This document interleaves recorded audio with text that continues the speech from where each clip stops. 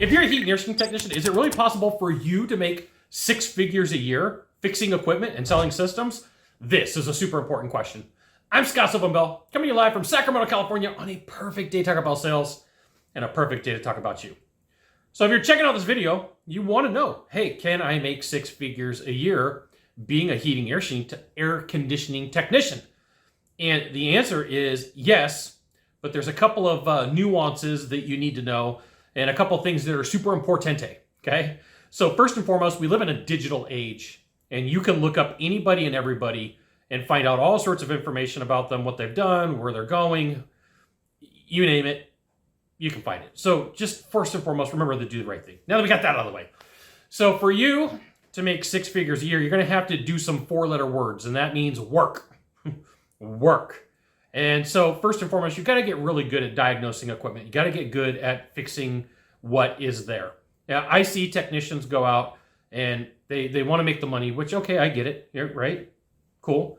But what they don't do is they don't put in the effort in the beginning. So like they go out to calls and they try to flip leads and turn them into technician set leads, tech set leads, and they have no business doing it, right? They don't really understand the functionality of the equipment. They don't understand refrigerant. They don't understand heat exchangers. They don't understand, but they will build a ticket, right? They will go out and say, you need thousands of dollars in repairs. And, you know, there's definitely skepticism towards it. So if you're like, hey, Scott, I really want to get to 6 figures, you can do it.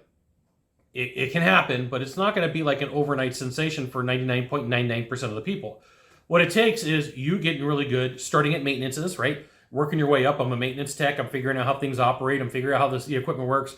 Then to be some places call them a level 2 tech, where you go and you fix stuff under 10 and 12 years old, and then you go to be like a level 3 tech, whatever they call it, wherever you're at, and you can work on equipment over 20 years old. And then there's like the senior tech, where it's their job to find ethical reasons to sell a piece of equipment. There's time. Like in the military, they have this thing called time and grade. In the heating and air world, you have time and grade too. You have to get really good at diagnosing equipment. Number 2, you have to really get good at communication. You have to be willing to talk to people. I was working with a company recently, and a technician said, hey, how do I overcome this objection from a buyer? And 3 or 4 guys stepped in and like, this is exactly what you say. So it doesn't matter what trainer you watch. It doesn't matter if you watch me, anybody else on this planet that teaches any type of sales. It's all about, what do you know? What's the operation of you saying it? And can you explain it in a meaningful manner that's really going to make sense to the people that you meet with? And this is why you should join HVACTechSecrets.com. I'll give you the goods, not in the Facebook group, not in the YouTube channel. You will be like, yes, I love this, right? So number 3, you got to do the right thing for your buyer. And you're like, Scott, but you said that is like number 1. Look, this is a long-term play. And I've got guys that I've trained that are making $200,000 a year, $300,000 a year as heating air conditioning technicians. I sat next to a guy today at lunch, and this is where this whole video came from. And he's like, Scott, I get the heating and air thing, but like, can these guys really make money? I'm like, oh boy, can they make money? Yes. Out of high school, no college, 6 figures a year, easy. Like they can do it, but it takes work. It's not tomorrow. Like this is the misconception that I'm going to start today, which, okay, great. Welcome to the party, pal, right? You're at the party, but you have to put in your time. You have to figure out how things operate. You got to think, and like, I'll have guys come to me like, hey, Scott, I don't want to wait the time. Like you'll burn yourself out. You're gonna ruin yourself. So like number 3.5, number 4, find a good company that pays for marketing. Right? This is the thing that you really need to know. Does the company pay for marketing because you need to run leads? If you're gonna make 6 figures a year, let's have the real conversation. You better put in the work and run the calls. And so you're looking for somebody who's got a bunch of maintenance agreements. So if you're like, hey, how do I know this company? Okay, like you're starting. Do you market? Okay, that's fine. And do you have a maintenance program?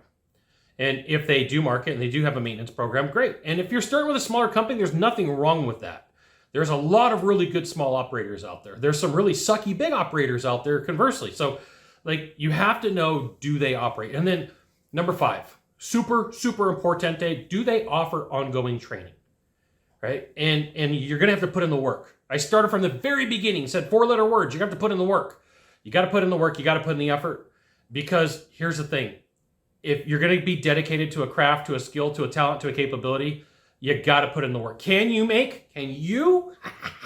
Can you make 6 figures a year? Absolutely. And there's people who watch this channel that are on that track or in that track, and they already do.